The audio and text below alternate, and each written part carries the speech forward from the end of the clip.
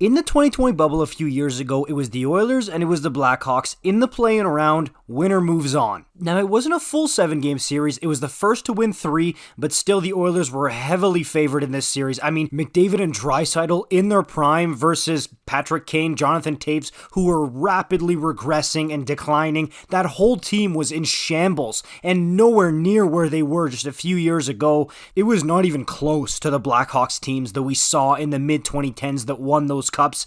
This was a team that everybody was talking about them being on the verge of blowing it up and it being basically a miracle that they even get a chance to compete for a playoff spot. I remember it was them in Montreal that year where it's like, why are these teams even here? Like, what's going on? They should be nowhere near a playoff race. But the one thing people kept saying is, hey, you gotta watch out because Kane and Toews, they have that Stanley Cup pedigree, they have that leadership and that experience that could push them over the top over this young, skilled Oilers team. But still the majority of people said, no, they're washed up. McDavid and Draisaitl are so good right now, it's going to be easy for the Oilers. Well, guess what? The Oilers end up losing to the experience and the leadership of Jonathan Toews and Patrick Kane. Now, why did I tell you this story? Well, Jonathan Toews has played his last game with the Chicago Blackhawks, but he's looking to keep his NHL career going, and he's going to be a free agent on July 1st. He's been linked to the Oilers, and what most people are going to say when they look at this possible signing for Edmonton is, oh, why would you want that guy? He's washed up and he sucks. And yes, look, I'm fully aware that Toews has missed a bunch of time in the past few years with injuries and illnesses, and he's definitely not the same player he was even just a few years ago, but that doesn't mean that he brings zero value to a team, and it doesn't mean that he has nothing left to bring that could really help a team, especially one like the Edmonton Oilers, who are on the verge of competing for a Stanley Cup. They're just missing an extra piece or two to finish the puzzle and finally get over that hump.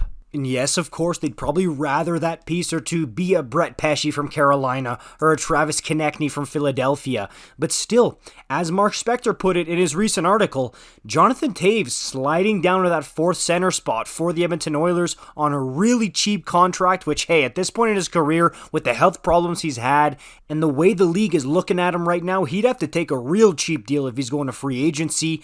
I think that's a great spot for him. Slot in that fourth center spot, and again, if he does prove that he can give more than just being a reliable face-off guy, good in his own zone, and good as a fourth-line centerman, then you can move him up the lineup a little bit. And of course, people have pointed out the Duncan Keith connection with Jonathan Toews. Keith is still with the Oilers organization in a scout/advisory role, and rumor has it his role is going to be increased by Ken Holland this upcoming season. So again, definitely a solid connection there between the two. But even in a fourth line leadership role, I mean, Oilers fans, think about 10 years ago when the Hawks were on top of the world. Jonathan Toews was considered one of the best players in hockey and arguably the best leader in hockey, and the Oilers were an absolute dumpster fire, getting the first overall pick every single year.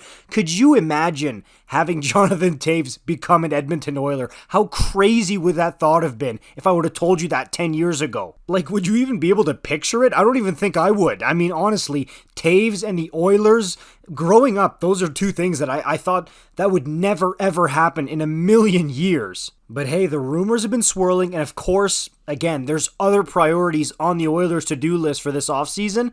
But man, if these rumors keep swirling like this, where there's smoke, there's fire, man. So if this does end up happening, I really think it would be a value signing for the Oilers. I know it's a cliche to talk about, oh, Stanley Cup pedigree, Stanley Cup experience, but we see it in the playoffs. It helps. It makes a difference when you have guys who've been there, who've done that.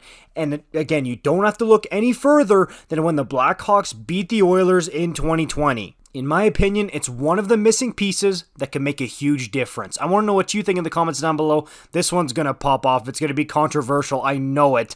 Like, comment, subscribe if you're new. I'll see you in the next one. Peace out.